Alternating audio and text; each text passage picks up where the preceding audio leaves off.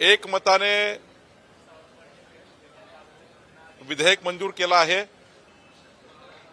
राज्यातील वाणिज्य, औद्योगिक आणि कृषी रहिवासी औद्योगिक, वाणिज्य आणि रहिवासी क्षेत्रामध्ये एनए टॅक्स जे लागायचं आणि एनए झाल्यानंतर सनद लागायची, आता आजच्या विधिमंडळाच्या विधेयकातनं एनएची सनद रद्द करण्यात आली। आता कुठल्याही सनदची गरज नाही आणि एनए टॅक्समध्ये हे वन टाइम प्रीमियम भरून प्रत्येक वर्षी एनएचे पैसे भरायची गरज नाही।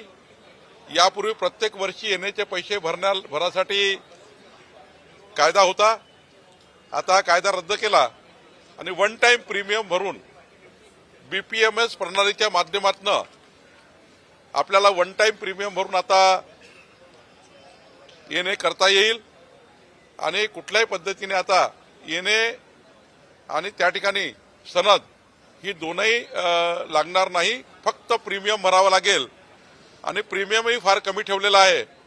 1000 चौरस मीटरला 0.1%, 1000 चौरस मीटर ते 4000 चौरस मीटर पर्यंत 0.25% आणि 4000 स्क्वेअर मीटरच्या वर 0.5% एवढंच वन टाइम प्रीमियम आता भरायचं आहे आणि एनए आणि सनद आता काढून टाकलेली आहे।